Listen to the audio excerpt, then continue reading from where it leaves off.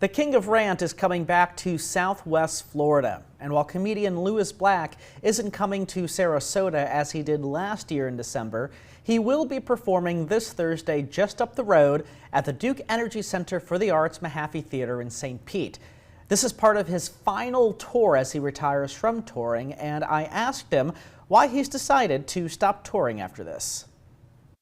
I kind of want to write another play if I can, and because I like to do really stupid things like write plays, and I also want to write a book. So you can't, and and doing 100 shows a year just makes it tough, and I really kind of want to get back to writing. If the pandemic hadn't occurred, I probably would have gone, let's say a year ago or so, I would have retired because I had an idea of what I wanted to do. It was one of the things that I learned from the pandemic is if anybody asks you what your 5-year plan is, you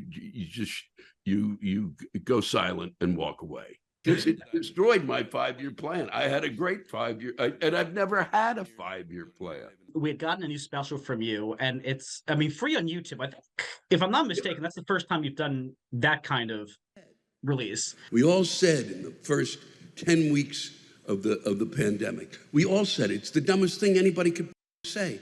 How you doing? How are you doing? Are you me? How the do you think I'm doing? I'm trying not to die. How was that special? Your last one, Tragically I Need You, as far as setting it up, getting the bits for it and things like that. It's the fastest that I've ever written a special, writing it is so I don't really write it, but it was the fastest that I put it together. And because I just started talking about it once I hit the road again. And it was kind of like, I call it a placeholder. We do, I'm going to do this until we collect the material we'll talk about. And the more I did it, the more kept coming out, the more the audience responded.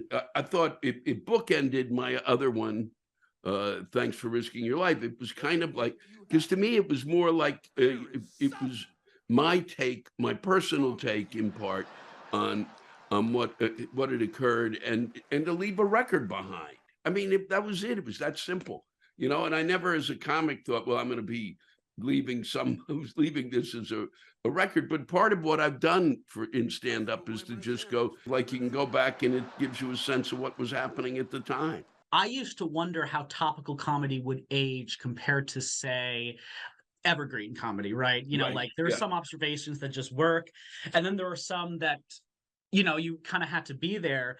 But I've kind of gotten to the point where when I hear topical comedy from like the late 80s or late 90s, it's such a cool time capsule of the moment. It's really funny that you see, that evergreen, because I was told a lot of the reason I never initially got on like Letterman or even Johnny Carson initially was that, your stuff's too topical, it's too, or political, they would say. And I go, well, 10% of what I'm doing is really political. The other is satiric. It's social. I feel like my generation, the millennial generation, there were many of us who appreciated that humor. I think that's why, you, long-running correspondent of The Daily Show, a lot of millennials latched on to Jon Stewart because he did political comedy in such a different way at the time. And I think there was, I don't even know if it's a demand, but maybe something people didn't know they wanted. Partly it was due to cable exploding. So there was all sorts of, everybody across the United States. It wasn't just 3 stations, 4 stations. Everybody had access to information. And then all of these people on all of these news stations were doing all the goofy things, sending these people out. They had a correspondent for everything. And then so that we basically initially kind of followed that path from the time it started, and John kind of refined it. And then Trevor took it into the social media age. You're not the host of The Daily Show, but you're one of the things I associated with it because, I think you were there when Craig Kilborn was there, although I might be making it up. No, I'm the longest running, and I was there. I was on either the first week or the second week of the show, and then was on initially, I think, every 2 weeks, and initially didn't write it down. I initially just sat there at a desk and just went through stuff because I was brought in because I had a bunch of material and nobody had heard it. So that was really where kind of I broke through. I mean, I broke because of Comedy Central. People break now because of social media. We're in a different age of how people become known, how comics become known. Lewis Black is also the voice of anger in the Disney Pixar movie Inside Out, and he'll be reprising his role this summer in the sequel. In part 2 of my interview, we'll talk about his experience with the original, the sequel, and we talk more about his craft and how he figures out what works and what doesn't in his act.